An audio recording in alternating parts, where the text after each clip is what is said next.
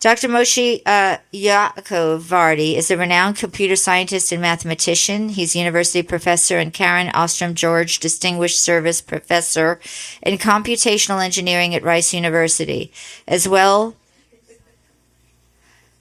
as a fellow at the Baker Institute. He speaks with a very strong Israeli accent, so please sit down and pay attention.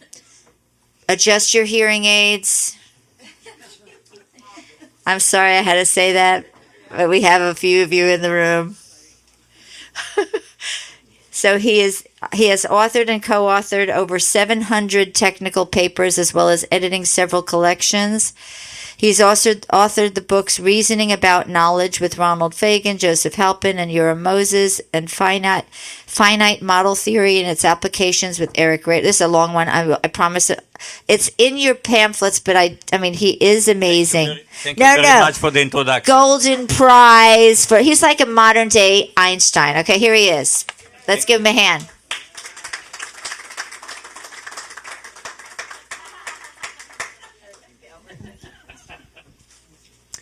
So we heard in the morning, Susanna put the Holocaust in context. We heard very moving, amazingly moving, deeply moving stories from Holocaust survivors. I'm a second generation survivor. That's a whole other story. But today I want to take us to the present. What's happening right now, and especially my perspective, what's happening on US campuses. Somehow seems to be the fulcrum of the phenomenon.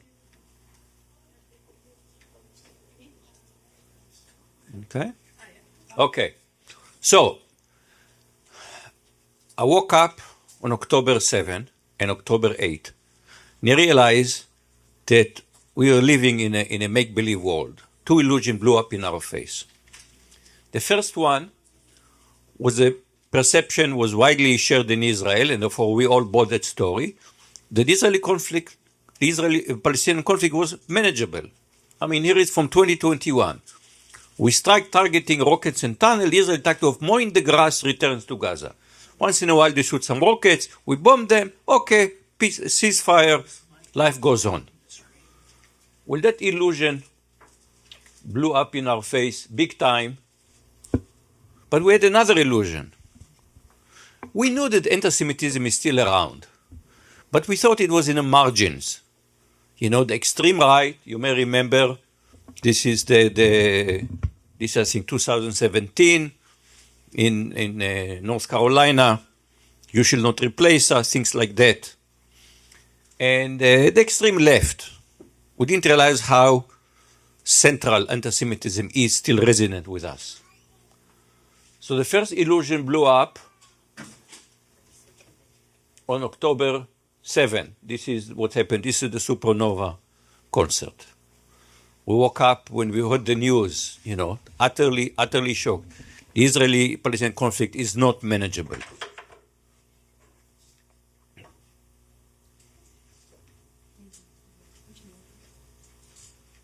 Okay?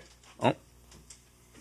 But the second one was October 8, a declaration at Harvard signed by 35 student organizations with under sanctioned organization hold the Israeli regime entirely responsible for the unfolding violence. And I have to say, I'm still wondering, how did they organize 35 student organizations to sign a petition in one day? I have to say, I have a hard time swallowing that they were just very efficient. But the reality is we should have seen it coming. We just lived in illusion. And here is just one example. Again, just 3 weeks before October 7, Rice Pride in partnership with Houston Hillel. And it's biting because Hillel was very supportive of Pride. And now Pride, the Rice Pride says, you have a relationship with Israel, therefore we don't want to work with you anymore. Wow. Again, the proximity is coincidence? I don't know.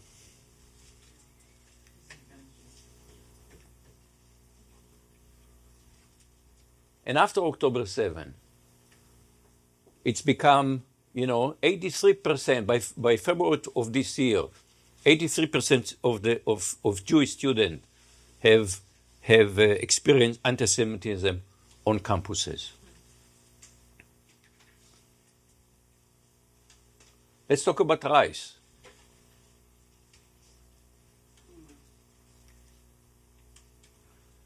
Three weeks after October 7, there is a Rice University faculty petition of statement of solidarity with the Palestinians. 3 weeks after that, 1,100 words.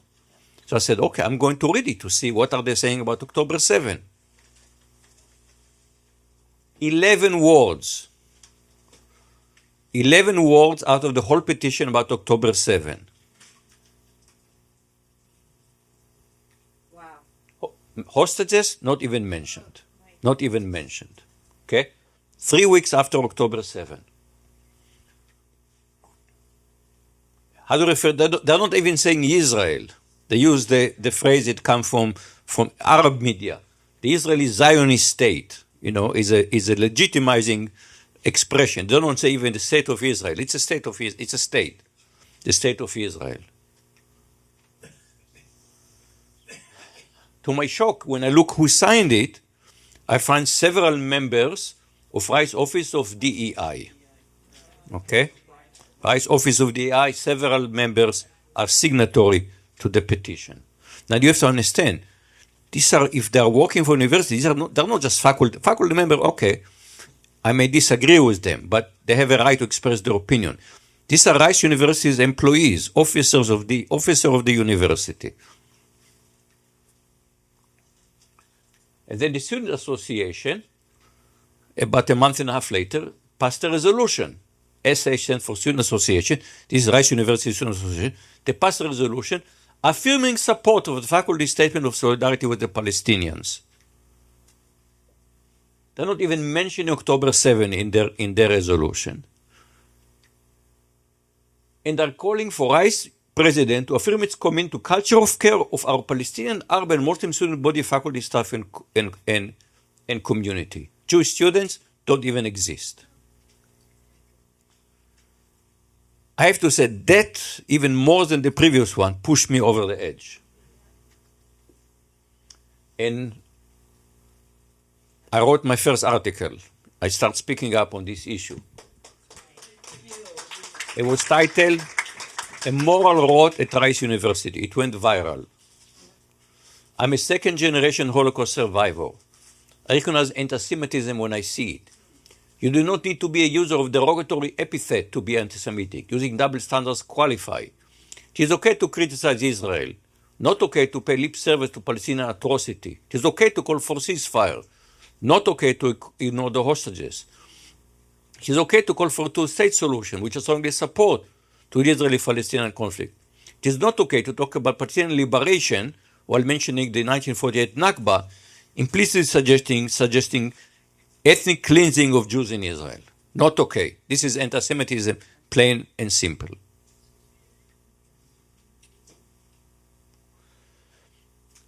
I think I have a conversation with a colleague in late October, and that to me put it all in a nutshell. One simple exchange. Colleague, I'm very upset about what's happening in Gaza. And I said, it is a tragedy. I mean, nobody can deny the human tragedy unfolding in Gaza. I said, but I don't remember you being upset about the Battle of Mosul. I said, Mosul? What happened at Mosul? I said, 2016, not that long ago, ISIS dug itself into Mosul. The Iraqi army, with the help of the US and the UK, fought a year to get Mosul to get ISIS out of Mosul. Mosul completely destroyed, tens of thousands of civilian casualties. Nobody said anything. So he told me the following: when Arab kills Arab, we're not upset because of low expectation of them, but we have high expectation of Jews. So this is both anti-Semitic and anti-Arab in one sentence, because he's saying we really don't care about Arab per se unless the Jews are doing the killing. Then we are upset. But if they just kill each other, oh well, they're Arabs. Both anti-Semitic in the full sense, anti-Jewish and anti-Arab. So I'm watching all over this and ask myself, how did these elite universities, including Rice universities, how did this moral rot happen? Where does it come from? Farid Zakaria, a well-known commentator on CNN, asked, how did America's elite university go from being the kind of asset the world looks at with admiration and envy just 8 years ago to becoming objects of ridicule today? How did it happen? And I'll try to, to tell you a story now, a narrative, and I'm trying to make sense of the world. You can tell me later if it resonates with you or not. It's very hard to prove direct causality in history. We cannot run experiments. But this is the way I'm trying to make sense of what happened. Now, many other people have tried to understand what's going on, and they talk about the mentality that have become very common in the progressive cycles in higher education, and it's called the oppressor-oppressed mentality. Looks at the world in a very simplistic way. There are oppressors, they are bad, and they are oppressed, and they are good. And in fact, even what they do depends. For example, we had the Black Lives Matters movement.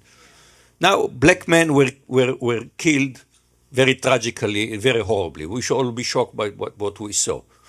Protest, yes, but that went into looting. And people say, oh, well, it's different because they are oppressed. No, looting is not okay. We should have said, protest, peaceful protest, yes.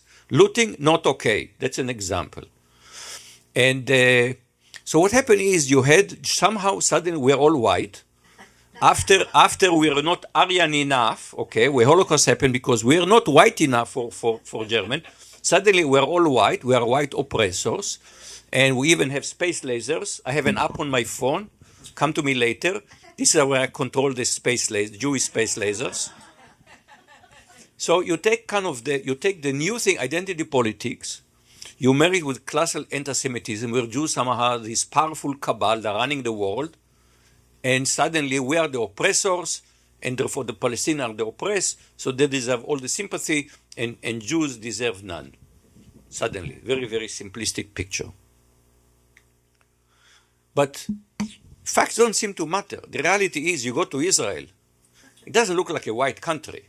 The majority of the population is Middle Eastern. They are brown. Okay, they are brown. That's the majority. We think all Jews are rich, so I went and checked. The poverty rate among Jews is about the same as the general population.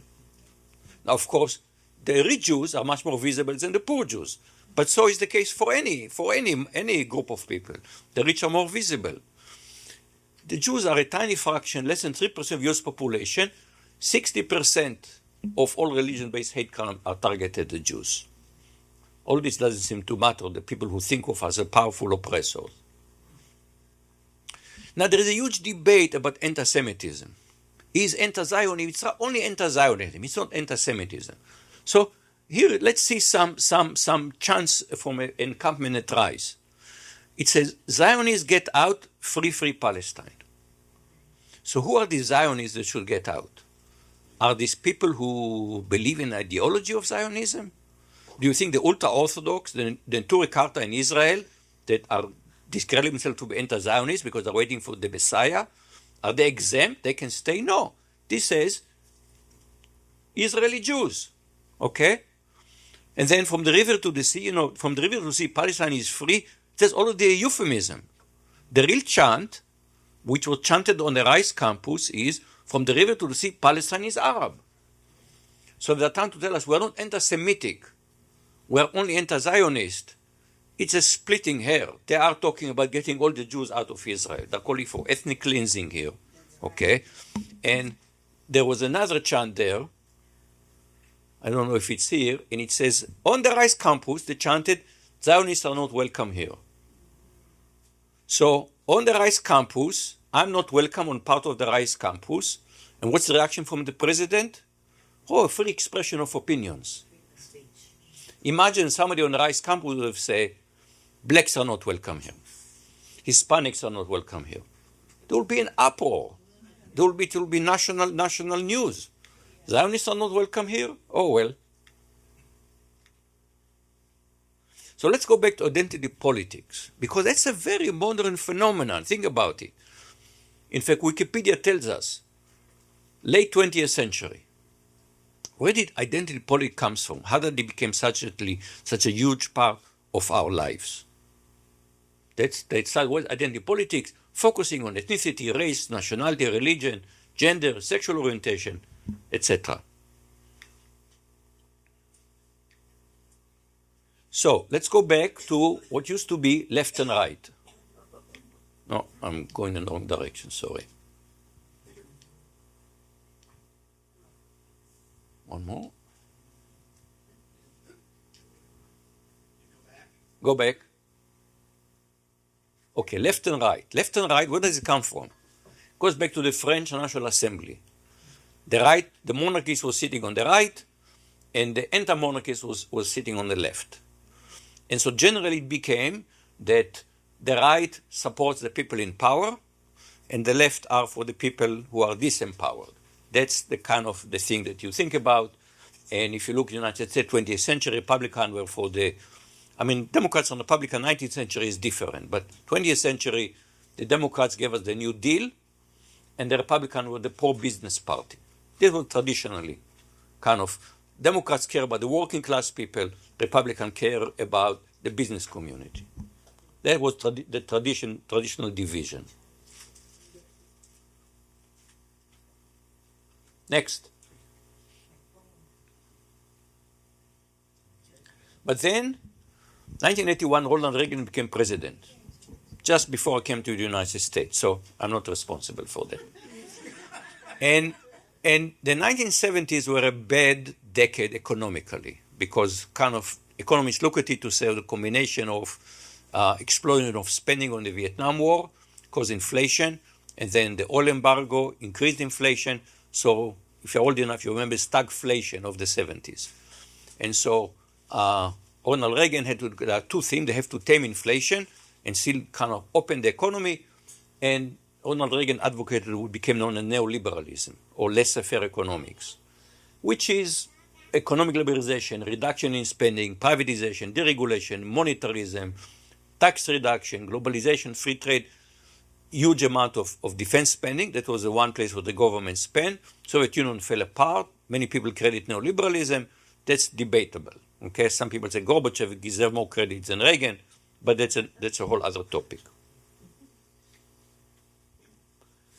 Well, the similar phenomenon happened in the UK with Thatcher, and the left in both countries felt that they have to move to the center. They have to move to the center. So here we had the New Democrats. Bill Clinton led the New Democrats. In fact, I asked people who said the era of big government is over. And most people think it must be Ronald Reagan. It was actually Bill Clinton, second inaugural address. Okay, amazing. US-China trade agreement, Clinton. NAFTA, Clinton. All of these are kind of, again, part of neoliberalism. Free trade, all of these. Similar phenomenon happened in the UK with New Labour. Okay? Tony Blair and New Labour. In fact, in 2002, after she left office for more than a decade, there was an interview with Margaret Thatcher. She asked, what is your greatest achievement? She said, New Labour. The fact that she was able to move Labour to the center, she took that as her biggest victory. Now, for the economy as a whole, we did have an economic boom.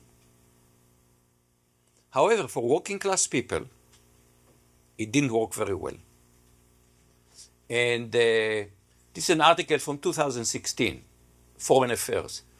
A stunning U-turn in the fortune of poor and working class whites began in 1970 as deindustrialization, automation, globalization, and the growth of high technology and service sector transformed the US economy.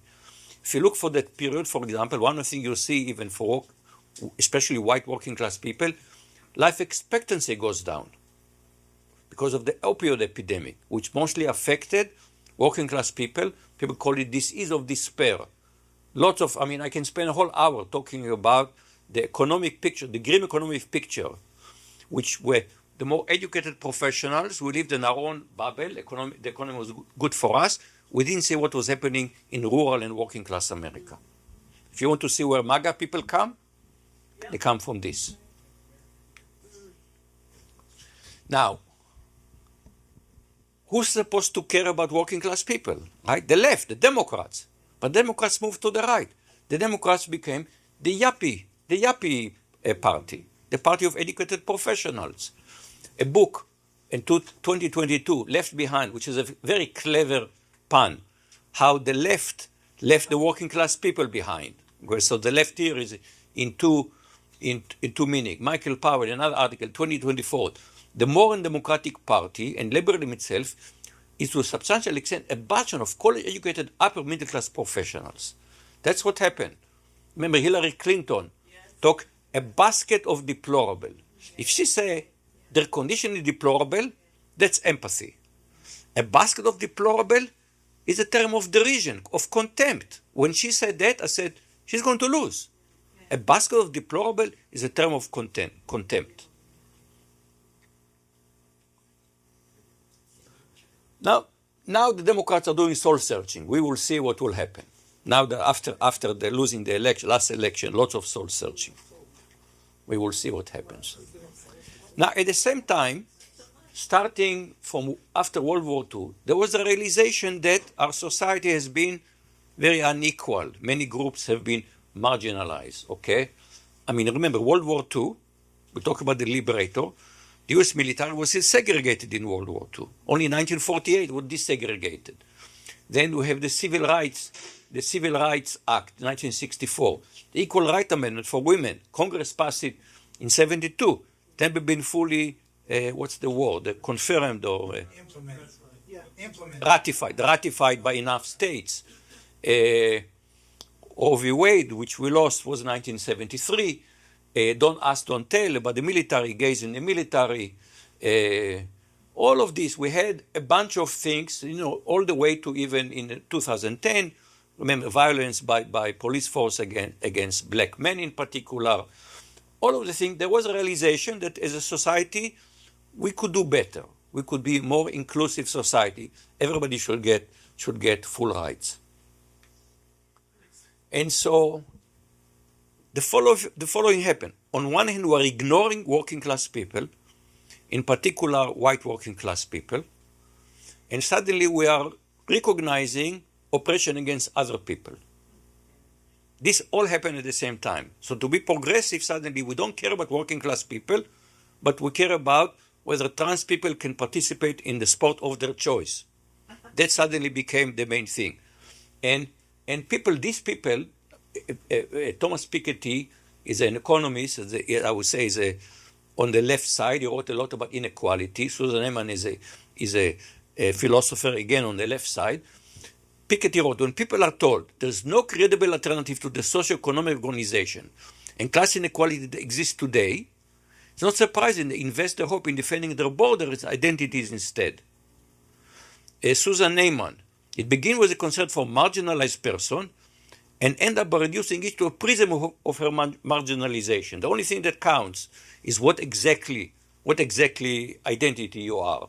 Instead of talking about general shared prosperity, but an inclusive society. Everybody here was saying, yes, we should have shared, not equality, it's never possible to have equality, but we should all strive for shared prosperity, for inclusive society. But it became very narrowly defined.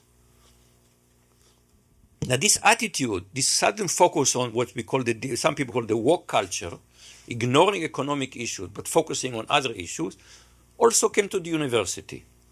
But it part of this neoliberalism overall was a philosophy that says market know best. We should leave everything to markets. And that also affected universities. Universities have also become the place where, universities they have their own marketplace. Now you have to understand, you think of universities as professors, but if you look at Rice University, what is really, by law, what is Rice University? It's the board of trustees. They are the corporation. We are employees, the students are consumers. Legally, Rice University is the board of trustees. That's the corporation. In fact, at Harvard, what we call the board, at Harvard we call the corporation. Because legally, that is the university. It's a non-profit organization. There are no shareholders. The board is the corporation. And who sits on the board? rich alums. They're coming from the business world. And they know very often they're alums, they were students, they don't fully understand how university works, but they bring the attitude that they've absorbed in the business world. They said university should run like businesses. No, they're not businesses. They should not be run like businesses. So let's go back. What are universities about? What is the purpose of university? There was a very influential statement in 1940 by the American Association of University professor, AAUP, justifying economic freedom, academic freedom. Now, why should professors have more freedom than, when I was at IBM, nobody said we have freedom of expression inside IBM. We were employees of IBM. Why am I entitled to more freedom when I work for the university? So we have to go back. What is the basic mission of the university? So ICE is private, but they're saying it doesn't matter. All institutions of higher education should be dedicated to the common good. That's what we are there. We are dedicated, we should be dedicated. That's why we're non-profit, because we should be dedicated to the common good. In fact, Reich's mission statement says, groundbreaking research and unsurpassed education for the betterment of the world. That is the purpose. Tikkun olam. We should all understand what it is about. How? Tikkun olam means, well, it's a whole other talk I can give in Tikkun olam, but making the world a better place. Betterment of the world is a translation of Tikkun olam. But you come to RISE, you hear very little talk about betterment of the world. You hear about how much money we bring for research and what kind of ranking we have. We pursue money and prestige. Why? Because it's a marketplace of university. We compete for money make the world go around, and we compete for prestige. Already a colleague of mine, a professor of computer science at Harvard, almost 20 years ago wrote a book about Harvard, Excellence Without a Soul. Does liberal education have a future? So what happened is elite universities have become elitist universities. Elitist universities. For example, New York Times, just about 2 years ago. Why does Duke have so few low-income students? This same thing you can write, it was about Duke. You can write about Rice. So people think it's because we're expensive. But we really have very, very generous financial aid package. So why we have very few low-income students? Because the Rice has become so competitive to be admitted to Rice. As soon as your child is born, you have to say, I want this child to go to an elite university. And you have to spend the next 18 years investing in their education, making sure they go to the right kindergarten, they get the right tutors, to do the right enrichment activities. Otherwise, they will have no chance of getting admitted.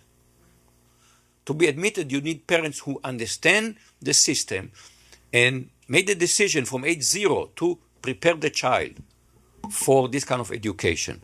So working class families, rural family, they don't have the know-how. They have no chance in this competition.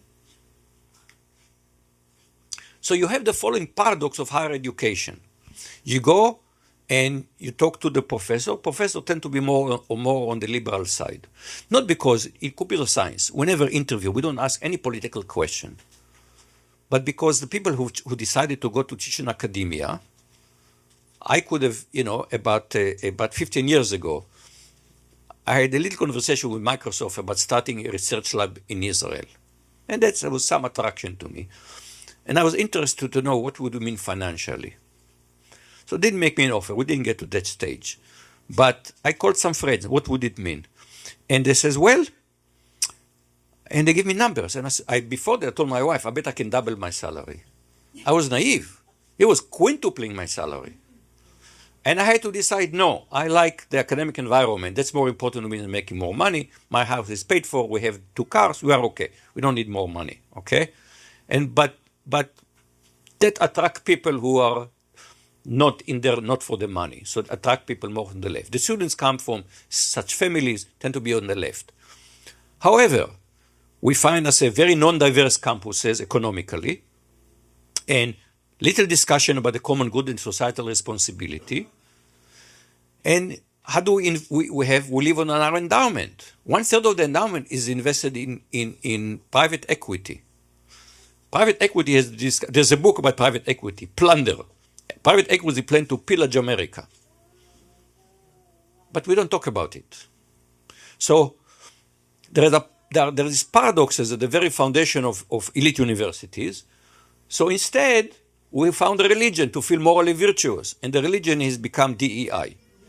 And the point is not to say diversity is not important. It cannot be the only moral virtue. If it's part of contribution to the common good, and we discuss it, yeah, that should be one of the aspects. But it has become the only thing that we talked about. So Rice has an office DEI, has been renamed since. What about Office for Betterment of the World, which is our mission statement? Nada. Okay? Rice, the only required course for all Rice students, analyzing diversity. If you apply to a faculty position at Rice, you have to write a statement about a diversity statement. Nobody is going to write, everybody knows what it is about. Nobody will write, I don't believe in diversity. Everybody knows what is a religion. This is what we call, it's really a pledge, ideological pledge of allegiance. People have publicly dared to challenge DEI. Now it's more open. Such people have been cancelled. You don't believe in DEI? Sorry, you don't get to speak here. This is an actual course at Rice. Afrochemistry. Afrochemistry. The study, but it's the study of Black Lives Matter, but it's in the chemistry department. Okay. This is I have said this is surreal. I was shocked about this when I discovered that. Now, when anti-Semitism started exploding to rise after October 7, our office DEI was at the center of this. The associate vice provost for DEI on this campus will ask you to engage in civic disobedience. She's an officer of Rice University. She is encouraging students to violate university rules. October 18, noted the date, October 18, a vigil in the Multicultural Center Quarter, which is part of Office DI, honoring our Palestinian martyrs. Okay? May 2024, a huge pro-BDS poster in front of the MCC. Could not have been there without their approval. So no wonder that David Brooks wrote already in November 23, universities are failing inclusion. Inclusion does not include Jews. Include everyone, but they don't say, oh, we have to do something about our Jewish student. No.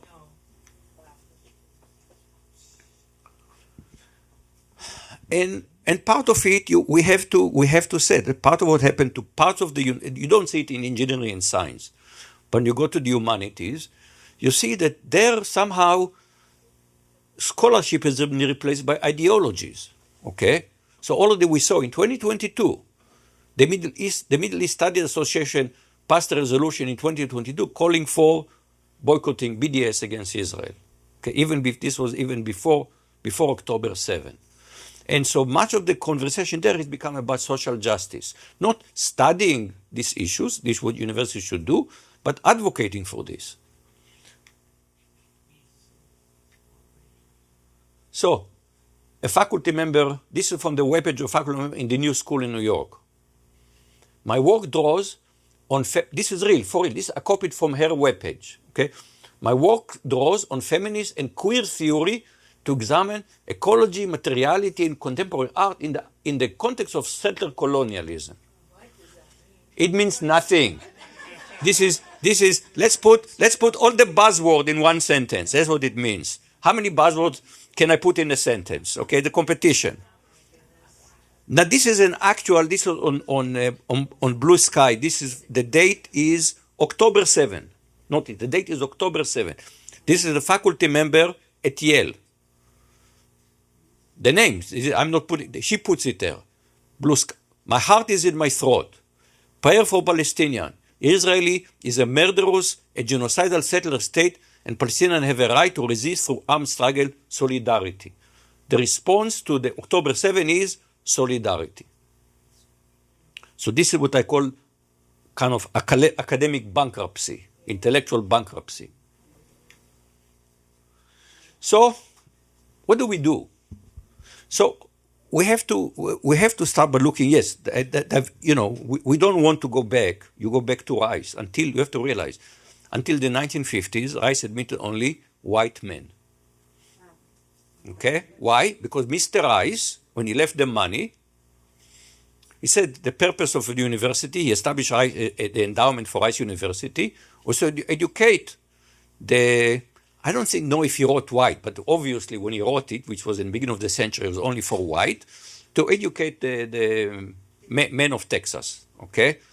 Only much later we admitted women, and blacks were admitted only after the civil rights legislation. I mean, you have to remember, Houston was part of the South. We had Jim Crow laws here until the civil rights legislation. None of us wants to go back to that. Diversity is important, but again, it cannot be the only thing. And people are realizing, again, they call it DEI 2.0. We need to go back and look and what should diversity mean. And in particular, we cannot ignore the biggest gap that we have, which is lack of economic diversity on campuses. But again, DEI cannot be the only thing. It has to be, we have to go back to support the common good. Now, what is the common good? Well, on that, we're going to debate. Your opinion and your opinion might be different. Let's start the debate. For example, educating students, yeah, I think it's support the common good. But if I look at how we're educating them, my son was a Rice student. Before I followed him to Rice. So we talked about it. I've talked to many alum. There is implicit measure the Rice students get. One, you're very smart. It's true. Rice is so selective. All the students are very, very good. Two, you're getting great education. It's true. Rice does give them great education. Three, go have a great career. Sure. Four, don't forget about us. We want, because we live at the generosity of our students. Nobody's telling them, you're very smart, you got great education, go have a great career, make the world a better place, and don't forget about us. This idea that the elite student here, they're the leaders of tomorrow.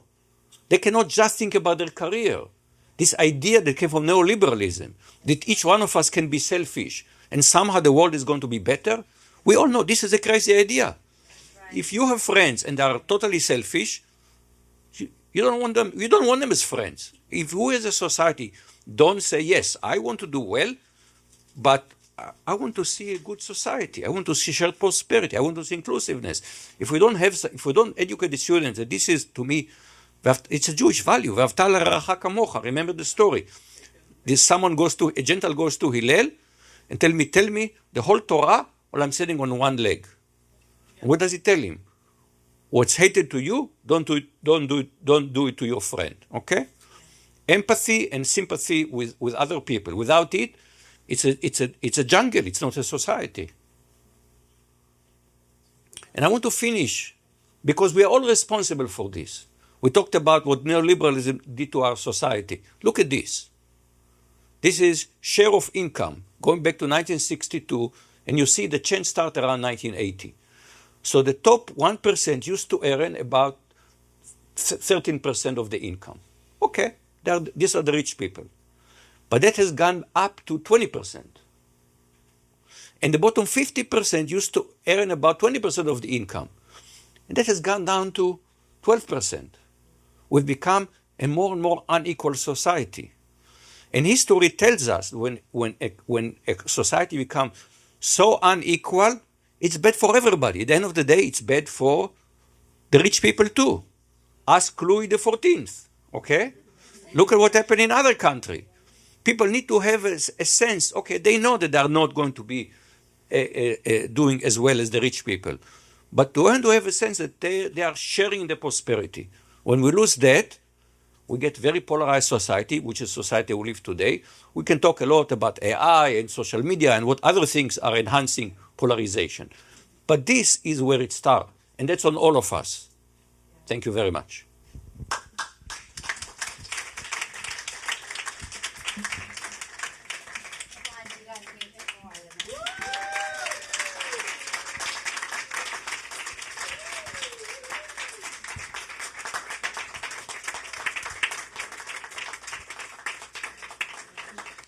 You are the time master, so you know how much time. See if they have questions. Let me check and see my timer. No, my list here. I'm sure you're gonna have a few questions, but where's my paper, babe? That I have that written. Sorry. Here it is. My email address is very simple. Vardi, my last name, Vardi @rice.edu. feel free to follow up with me by email. Vardi, right here, it's Vardi. But you don't even need a CS. Vardi at rice.edu. Yeah, this is my email address. But this works as well, okay?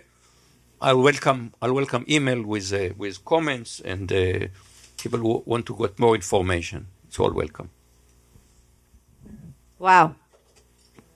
That was amazing. I think we're going to hold, because I think the kind of questions that we would be asking you are, how about we have 2 questions? Because I'm sorry, we have to ask a question or 2 here.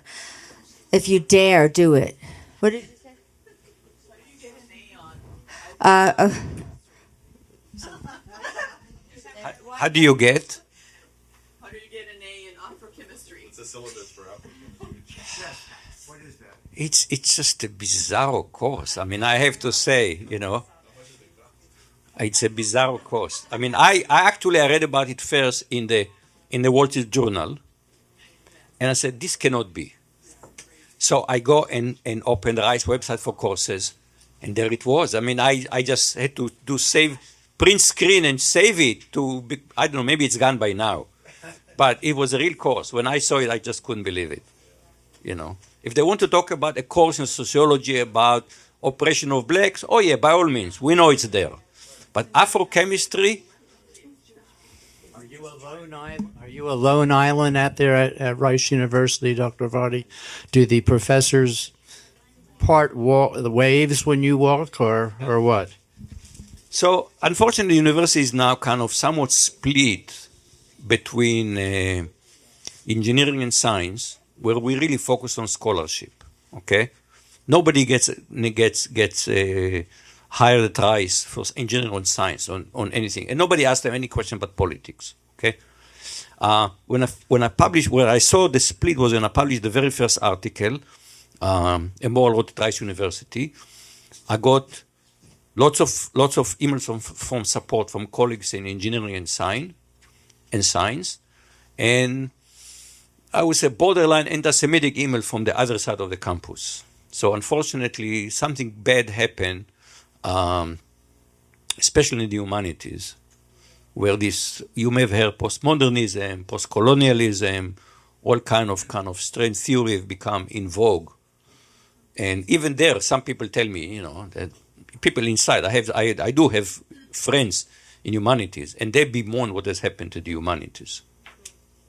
Yeah. Here, second question, Frank. Do the monies that come into Rice University come mainly from former students? And the question I'm asking is because I understand that the country of Qatar is one of the largest donors to universities. Does that also affect Rice? So all universities have to disclose kind of foreign gifts, and I found a website, some government website where they are disclosed. Rice receives some money from Qatar, but there are not huge amount of money. In case of Rice, I would say that there are also some strange amount of money from all kind of islands, low tax jurisdictions. So there are other things that one may wonder. But if you look at the whole university and the amount of money we get, I don't think it's right. Qatar may be dominant in some other places, but for us the amount is not significant enough. For example, let's suppose I saw a gift like $1 million. $1 million sounds a lot of money to you and me, but for a university with a budget of $1 billion a year, it's not a lot of money. Okay. Excuse me, but it's done through portals. It's okay. It's done through portals. It's not Qatar directly will never be getting it. There's in France, there's a commission now that went in, that spoke. There was a journalist that went undercover, and that journalist was part of the movement with the Palestine organizations. They started getting funding. All these small organizations were getting funding. And then moving the money. And then Yeah. moving the money. So This look, was going on, and they found the source. you could be right. So Rice, like many other elite universities, is private. Okay? That means they don't have to publish everything. Okay, they have to abide by the law. There are few financial documents that they have to publish. Okay, there is, for example, something called IRS 990, which is something they have to file with IRS, and it's a public document. They have to publish their annual statements. It's public, and they have to disclose explicit foreign gifts. But if it goes through, if Qatar gave it to, for example, to another American charity, and then, for example, there is, the Muslim American Council, okay, and then it comes to rice, then we don't know, and rice is very, very tight about information is power, and it's impossible to get information about this. But this is part of a bigger agenda. This is happening in all the universities. This is a small thing, window opening to a bigger agenda. So the only body can uncover this will be if the government decides to really go into study this in depth. Okay, nobody private. I don't have the power. This is what's being done. That's being done. Well, I welcome that. Okay, I welcome that. Yeah. We really have more people. Can we give him another hand right now? Okay.